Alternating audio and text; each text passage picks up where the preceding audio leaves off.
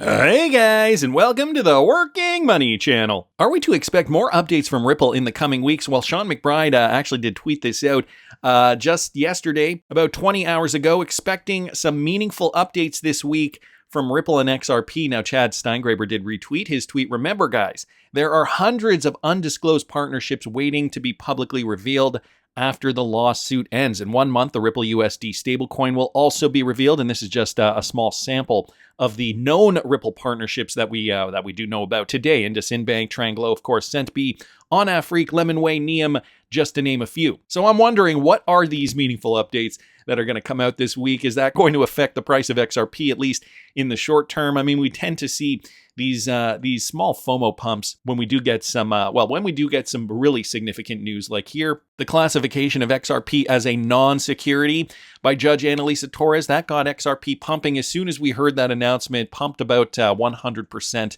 on that news, and then, of course, came right back down again. These pumps aren't sustained because there just isn't enough demand yet.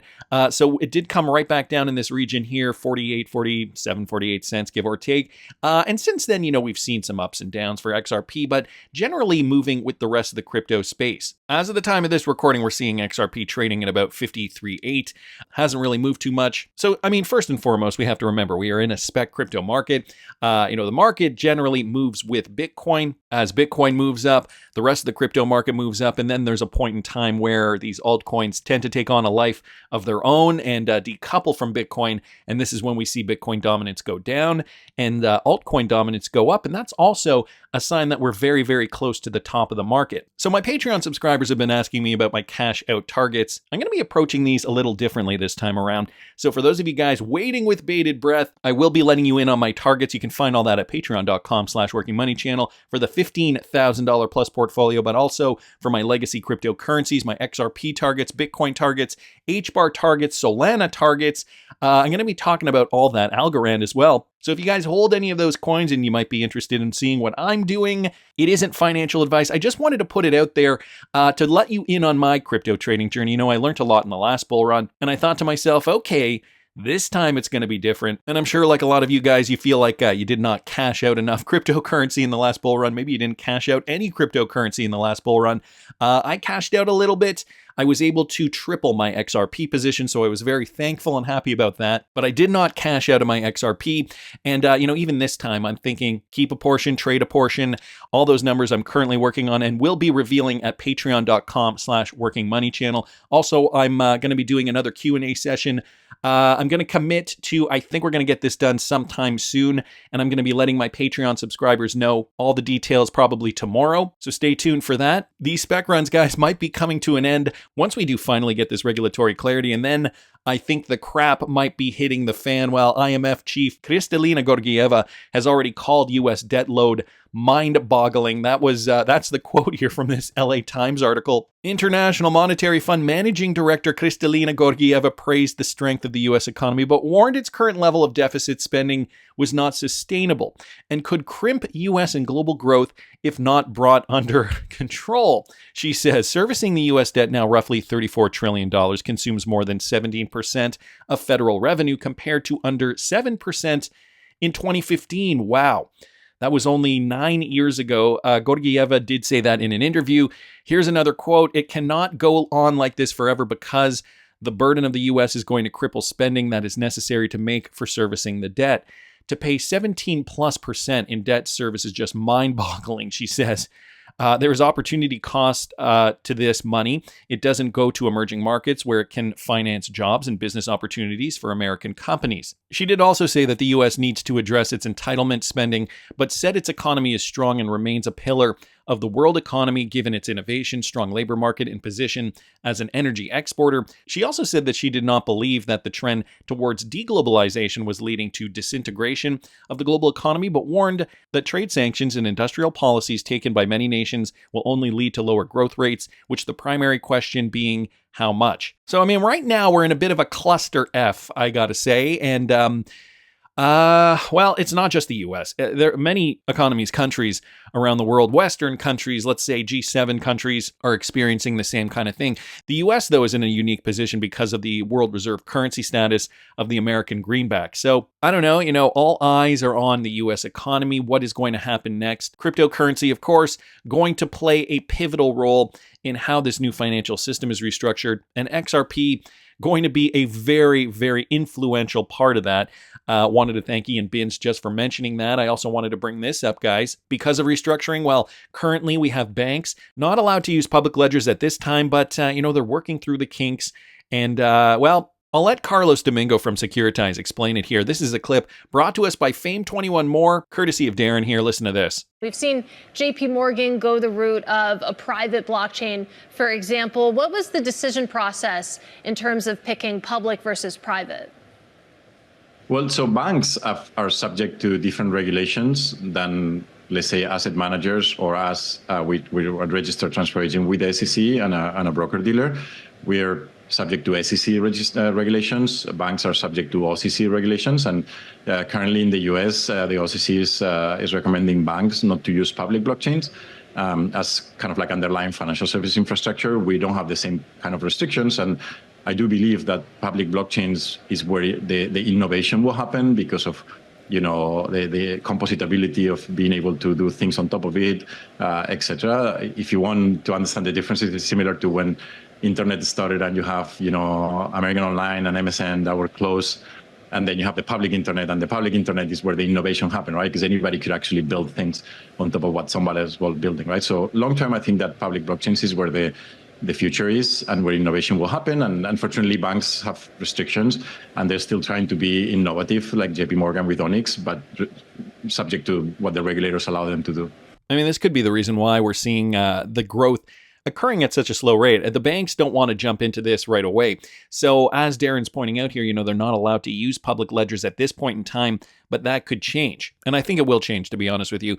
And just to note here, guys, this is Carlos Domingo of Securitize. And if you remember back in 2018, Securitize was supported by Coinbase and Ripple with a $13 million funding round. So Ripple does have a stake in Securitize from a funding perspective. And here we're seeing it. The landscape is transforming. Banks are going through the teething pains of this new financial structure. But, it's part and parcel because there's no regulatory clarity. Also, these legacy bankers, I guess I should say, are very resistant to change, as they should be. I mean, they've been in the business of making money for how many decades now without the need of this technology. So, when faced with a brand new mousetrap, some of them, lots of them are saying, whoa, why do we need this? The system works as it is. Well, there's a bigger picture, obviously, behind the scenes, the controlled demolition, the introduction of CBDCs and world elites, yada, yada, yada.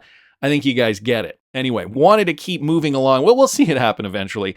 Want to keep moving along, guys. This one from Crypto Eddie here, Volta Circuit. There's some news here that is related to them and a Ripple investment company, Dispersion Capital. They're actually in on this business deal as well. Volta is transforming the digital asset industry with the introduction of Volta Circuit, an innovative multi-signature non-custodial platform that has secured $4.1 million in a funding round. And so this funding includes Fika Ventures, Haven Ventures, alongside support from Soma Capital and Dispersion Capital and Honest Capital as well. This platform sets a benchmark as a new standard for smart wallet infrastructure, providing the fastest, easiest, and most secure solution for self-custody.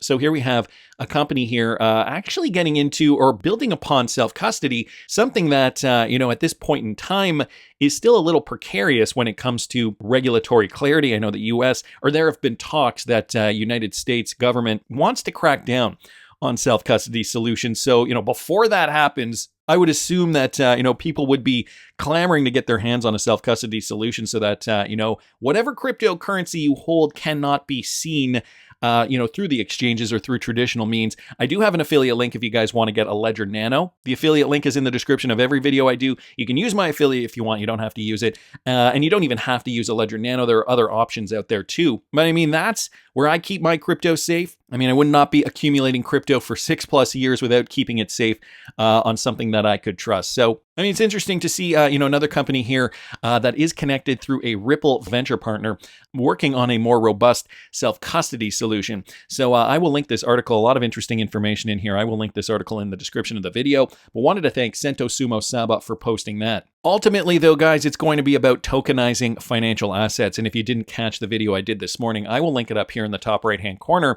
This is Augustin Karsten stating tokenized financial assets can be brought on the unified ledger. And the reason why I talk about this morning's video, or why I'm referencing this morning's video, is because it was just announced, or rather it was just observed. Somebody in the XRP community did notice that Ripple specifically in one of their job postings was inferring that XRP through RippleNet technology will be tackling the $160 trillion cross-border payment market. So this is not small potatoes, guys. These are large transactions, institutional grade transactions. And here we have Augustin Karsten's echoing the same sentiment when it comes to tokenizing financial assets. So, that 160 trillion, that is just one portion of the market, cross-border payments. The unified ledger is an example of a giant leap in financial architecture. And so they coined the term the Finternet. Listen to this, guys. This is just from yesterday. The BIS Innovation Summit is happening currently. This one courtesy of Subjective Views. Watch this. This is why I believe that sometimes we need giant leaps that deliver a fundamental rethink of the financial system and foster the development of entirely new architectures. Let me give you a concrete example of a giant leap. Tokenization is, in my view, a technology with transformative potential for the financial system. Tokenized digital assets contain both the information necessary to uniquely identify assets and their owners, as well as the rules and logic governing their use. When correctly used, tokens could increase the speed, lower the cost, and heighten the efficiency of financial transactions. Note my qualifier, correctly used. It is important. By themselves, tokenized assets could improve the financial system only incrementally. If tokens were to trade through existing financial pipes, they would have to rely on the same long and complex sequences of messages passed back and forth between financial institutions. And these complex sentences are the cause of many costs and delays in today's financial system. To unleash the promise of tokenization, i.e. to deliver a giant leap, we need to bring the different kinds of tokens together. Commercial bank money, central bank money, tokens on different assets. Unified ledgers are the platforms where this can happen.